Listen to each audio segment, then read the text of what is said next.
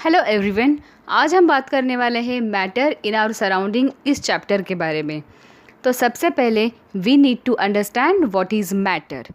तो मैटर की डेफिनेशन है matter is the substance which have a mass and occupy space.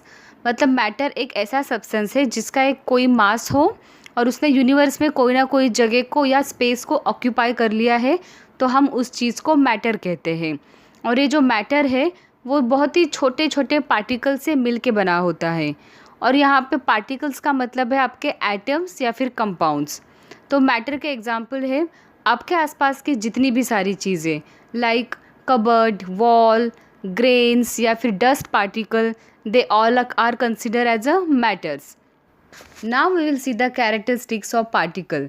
हम सब ने अभी पढ़ा कि जो हमारा मैटर है पार्टिकल से मिल के बना होता है। तो अभी हम स्टडी करेंगे कि ये पार्टिकल्स के कैरेक्टरिस्टिक्स होते क्या है। देन तो first will be they are continuously moving, second will be they are having space between them, and third will be they attract each other. तो आगे मैं इन सारे पॉइंट्स को आपको एक्सप्लेन करूँगी। तो पहली कैरेक्टरिस्टिक ऑफ पार्टिकल है कि particles of matter they are continuously moving. तो जो मैटर के पार्टिकल्स होते हैं वो कॉन्स्टेंटली मूव करते रहते हैं and they can't be stable at a place.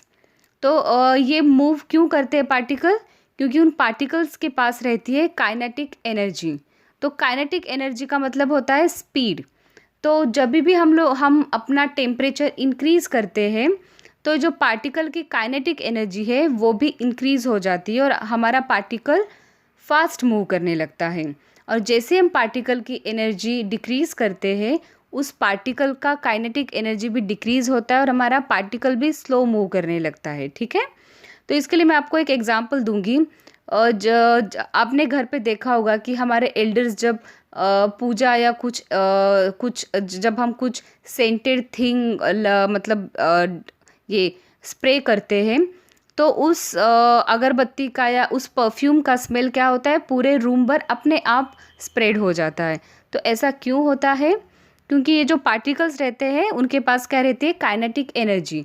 और जैसे ही हम टेम्परेचर उनका बढ़ाते हैं वो फास्ट मूव करना स्टार्ट करती है and they spread all over the room. तो ये पार्टिकल्स की जो मूवमेंट होती है वो तीनों स्टेट में अलग अलग तरीके की होती है। जैसे सॉलिड में क्या रहेगी, पार्टिकल्स की मूवमेंट मिनिमम रहती है। अभी क्यों रहती है मिनिमम? क्योंकि जो सॉलिड के पार्टिकल्स रहते हैं वो उनके बीच में बहुत ही ज़्यादा कम गैप रहता है और वो बहुत कॉम्पैक्ट पोजीशन में रहते हैं। इसके लिए वो पार्टिकल्स ज़्यादा नहीं मूव कर पाते सॉलिड के। And whereas in liquids, तो लिक्विड्स के पार्टिकल के बीच में थोड़ा ज़्यादा स्पेस होता है तो तो पार्टिकल्स की मूवमेंट थोड़ी ज़्यादा रहती है। और सबसे ज़्यादा मूवमेंट गैसेस में रहती है क्योंकि गैसेस के पार्टिकल्स के बीच में थोड़ा ज़्यादा स्पेस रहता है तो पार्टिकल्स फ्रीली यहाँ वहाँ मूव करने लगते हैं। Now second characteristic will be particles of matter having space between them. इसका मतलब है कि जो मैटर के पार्टिकल्स रहते हैं उन पार्टिकल्स के बीच में थोड़ा थोड़ा स्पेस या फिर गैप होता है। तो अभी मैं आपको एक एग्जांपल दूंगी तो यू अंडरस्टैंड बेटर। अगर समझ लीजिए आपने एक ग्लास में पानी लिया है और आप उसमें शुगर ऐड करते हैं और चम्मच से आप उस शुगर को अच्छे से मिक्स करते हैं, तो होता क्या है कि शुगर के पार्टिकल्स है पानी में अच्छे से डिज़ोल्व हो जाता है और पानी जो है वो मीठा हो जाता है। तो ऐसा क्यों होता है? क्योंकि अभी हम सब ने देखा कि पार्टिकल के बीच में स्पेस होता है। तो पानी के पार्टिकल्स रहते हैं उनके बीच में स्पेस रहता है, तो उन स्पेस के बीच में हमारे शुगर के पार्टिकल्स अच्छे से मिक्स होके डिज़ोल्व हो जाते हैं एंड दैट्स वाई कि हमारा पानी जो है वो स्वीट हो जाता है। तो अगेन ये जो स्पेस रहता है हर तीनों स्टेट्स में अलग अलग तरीके का रहता है। सॉलिड्स में जो स्पेस है वो मिनिमम सबसे कम रहता है, लिक्विड्स में थोड़ा ज़्यादा और गैसेस में सबसे ज़्यादा स्पेस रहता है। Third will B particles of matter attract each other. ये जो मैटर के पार्टिकल्स रहते हैं वो क्या करते हैं, पार्टिकल्स एक दूसरे को अट्रैक्ट करते रहते हैं जिसके वजह से पार्टिकल के बीच में एक बॉन्ड क्रिएट होता है। तो उसी बॉन्ड को हम कहते हैं फोर्स ऑफ अट्रैक्शन। तो इसके लिए मैं आपको एग्जांपल देती हूँ। मान लीजिए मैंने आपको एक रूलर दिया है, जो ग्लास का रूलर रहता है वो, चॉक दिया है और एक रबर बैंड दिया है, और मैं आपको बोलती हूँ कि इसको ब्रेक कीजिए। तो इसमें से कुछ चीज़ें क्या होगी, जल्दी से ब्रेक होगी, जैसे चॉक, और कुछ चीज़ों को ब्रेक होने में थोड़ा ज़्यादा टाइम लगेगा, जैसे आपका रूलर हो गया या फिर वुड हो गया, उन सारी चीज़ों को तोड़ने में ज़्यादा टाइम लगेगा। तो ऐसा क्यों होता है? तो जिस पार्टिकल्स में फोर्स ऑफ अट्रैक्शन ज़्यादा रहता है वो एक दूसरे से स्ट्रांगली बॉन्डेड रहते हैं। तो स्ट्रांगली बॉन्डेड होने के कारण they will take more time to break ना। और जो चीज़ें जैसे कि चॉक, उनके पार्टिकल्स के बीच में क्या रहता है, फोर्स ऑफ अट्रैक्शन बहुत ही ज़्यादा कम रहता है। इसके वजह से उनके पार्टिकल के बीच में एक वीक बॉन्ड क्रिएट होता है, जिसके वजह से वो चीज़ें ब्रेक होने में ज़्यादा टाइम नहीं लगता। So on the basis of the characteristic of particles हम मैटर को 3 स्टेट्स में डिवाइड करते हैं, solid, liquid and gases. Now will talk about solid. Solid में क्या होता है कि उनका डिफाइनाइट शेप रहता है। जैसे हम लोगों ने डिस्कस किया कि सॉलिड के पार्टिकल्स के बीच में बहुत ही थोड़ा स्पेस रहता है, जिस वजह से उनके पार्टिकल बहुत थोड़ा थोड़ा करके मूव करते हैं, और इस वजह से सॉलिड को अपना शेप मेंटेन करना इजी रहता है, and that's why solid have definite shape. Second will B distinct boundaries. Distinct boundaries का मतलब है कि जो सॉलिड रहते हैं वो अपने आप से एक जगह से दूसरी जगह ट्रांसफ़र नहीं हो सकते। एग्जाम्पल ले लीजिए, जैसे आपके पास पेन है, पेन को हम जब तक अपनी कुछ फोर्स या फिर एनर्जी अप्लाई नहीं करते, पेन एक जगह से दूसरे जगह मूव नहीं होता। तो इसका मतलब यही है कि सॉलिड के डिस्टिंक्ट बाउंड्रीज होते हैं। थर्ड विल बी रिजिड, मतलब उनका शेप सॉलिड का शेप हम आसानी से चेंज नहीं कर सकते। Fourth will B incompressible. Incompressible का मतलब है कि हम सॉलिड के ऊपर प्रेशर डाल के उनको दूसरे स्टेट में कन्वर्ट नहीं कर सकते, क्योंकि उनके पार्टिकल्स के बीच में ऑलरेडी कम स्पेस होता है, तो हम उन पार्टिकल्स के ऊपर और प्रेशर नहीं डाल सकते, तो उसी को हम बोलते हैं कि incompressible. Then last will be definite volume. Solid का एक डेफाइनाइट वॉल्यूम होता है। Now let's talk about liquids. Liquids में क्या होता है कि लिक्विड्स का कोई भी डेफाइनाइट शेप नहीं रहता है। हम लिक्विड्स को जिस भी कंटेनर में लेते हैं उस कंटेनर का शेप उस लिक्विड को आ जाता है। Then they do not have definite boundaries. इसका मतलब है कि हम लिक्विड को कहीं पर भी रख देंगे तो वो अपने आप से बहने लगता है, राइट। उसको जहाँ पर भी जगह मिलती है उसी वो जगह से it will start flow. Then third will be fluidity. Liquids के अंदर फ्लूइडिटी ये कैरेक्टरिस्टिक होता है, that's why they flow. Then fourth will be they are low compressible. इसका मतलब है कि हम लिक्विड के पार्टिकल्स पे बहुत ही लो और थोड़ा या फिर बहुत ही लो प्रेशर डाल के उनको कंप्रेस कर सकते हैं। And liquids they have definite volume. Liquid का वॉल्यूम जो रहता है वो डेफाइनाइट रहता है। Now let's talk about gas. Gas में क्या होता है कि they do not have definite shape.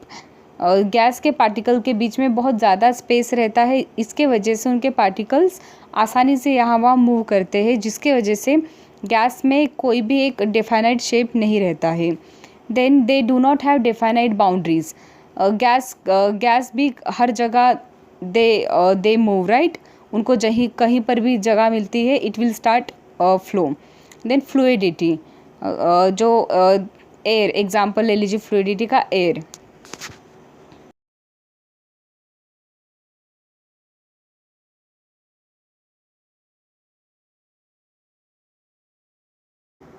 Now let's talk about gas. Gas में क्या होता है कि they do not have definite shape. जैसे हम सब ने देखा कि गैस के पार्टिकल के बीच में सबसे ज़्यादा स्पेस रहता है, उस वजह से उनके पार्टिकल्स यहाँ वहाँ बहुत आसानी से मूव करते हैं, एंड दैट्स वाई कि गैस के अंदर कोई भी एक डेफाइनाइट शेप नहीं रहता है। Second will be they do not have definite boundaries. Gas को हम एक जगह या फिर एक जगह we can not store, right. वो गैस हर जगह बहती रहती है, जहाँ उसको जगह मिले उसी डायरेक्शन में they start moving. Then fluidity, इसका एग्जांपल है एयर, जो कि गैस है वो हर जगह फ्लो करती रहती है। Then gases are highly compressible. तो सबसे ज़्यादा कंप्रेसिबल गैसेस रहती है क्योंकि उनके पार्टिकल के बीच में स्पेस ज़्यादा होता है। तो हम उस पार्टिकल पे प्रेशर डाल के गैस को लिक्विड स्टेट में इजीली कन्वर्ट्स कर सकते हैं and that's why they are highly compressible. Then gases they do not have definite volume, और गैस का वॉल्यूम भी फिक्स नहीं रहता है। तो हम इन मैटर के स्टेट को ईज़िली एक दूसरे में चेंज कर सकते हैं। तो चेंज करने के लिए दो ऑप्शन से दो तरीके हैं। तो पहला तरीका है बाय चेंजिंग टेम्परेचर एंड दूसरा है बाय चेंजिंग प्रेशर। तो सबसे पहले बात करते हैं कि हम टेम्परेचर को चेंज करके हम मैटर के स्टेट को एक दूसरे में कैसे कन्वर्ट कर सकते हैं। आप सब ने देखा होगा कि अगर हम कुछ आइस क्यूब्स को फ्रिज से बाहर निकालते हैं और उसको ऐसे ही नॉर्मल रूम टेम्परेचर पे रख देंगे तो क्या होता है, आइस स्टार्ट्स मेल्टिंग, उसका पानी बन जाता है। तो इसका मतलब है कि हम सॉलिड को लिक्विड में इजीली चेंज कर सकते हैं बाय चेंजिंग इट्स टेम्परेचर। ठीक है, तो अगर सेम वो पानी हम बॉईल करने के लिए रख देंगे तो क्या होता है, उस पानी के अंदर से वेपर्स आने स्टार्ट कर देते हैं। तो ये जो वेपर्स है उसे हम क्या कहते हैं, गैस। तो हम इजीली लिक्विड का भी गैस में स्टेट चेंज कर सकते हैं बाय चेंजिंग इट्स टेम्परेचर। तो हम गैस को भी लिक्विड स्टेट में ला सकते हैं बाय चेंजिंग इट्स प्रेशर।